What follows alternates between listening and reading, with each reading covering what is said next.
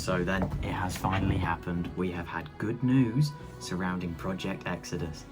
It felt like this would never happen, but by some miracle, it has. So for this good news to start, I think I should first go back to explain the situation that's been happening. For those who don't know, I'm guessing nearly everyone watching does, but we'll go back. So, November last year, Thorpe Park put out a public consultation for a new ride with the code name Project Exodus.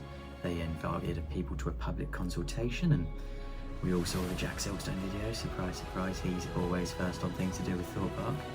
And they explained they want to build the UK's tallest roller coaster, taller than Stealth, and said that from there they needed to submit the plans to the council, get planning permission, and it will be go, go, go. Sounded amazing, like incredible for everyone. Then they put out planning permission to the council.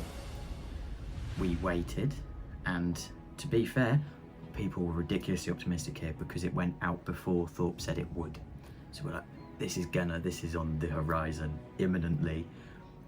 Then obviously nothing can be great. There was a spanner thrown in the works by the environmental agency. I know. And at that point, it seemed like everything had halted completely on that one point. It was essentially, their issue is that the ride was being built on flood zone 3B, and that they needed to find a solution to this, but the only one they put forward was don't build it there. So it was a bit of a, what's going to happen here then?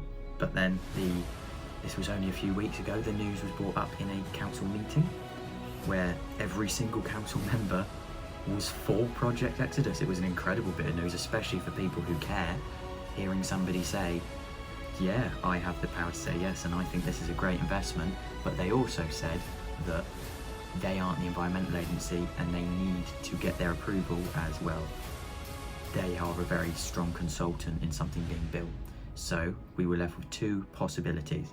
Either the environmental agency says, yeah, we'll take our comment back, we think it's fine, because Thorpe did actually put counter arguments towards them to say this is what we believe, but there was never really any answer to that. So then after that, the other option is the Secretary of State will say, I believe this is fine, this needs to go no further, I say yes.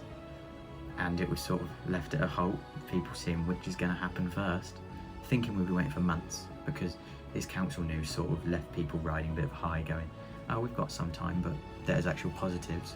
Then while I was away in Florida, I look on my phone to see everyone tweeting saying the council has said yes. Well, the Secretary of State, sorry, not the council, but yeah, the Secretary of State approved it, said, I don't see any need to go further into this matter.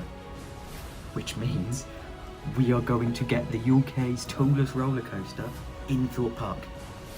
It's incredible. There was all that time of the construction walls being put up, then taken down essentially, or opened up for Creek Freak, and people thinking this isn't good. This is not good news. We've been given green light. It is going to happen now. That was the biggest hurdle. Planning permission is fully put forward. It's being built. So we've got good news. Right, that. I'm sorry that this video wasn't out as soon as I would have liked. As I said, I was in Florida. I didn't really have any means to record it or edit it, but brilliant news. Goodbye.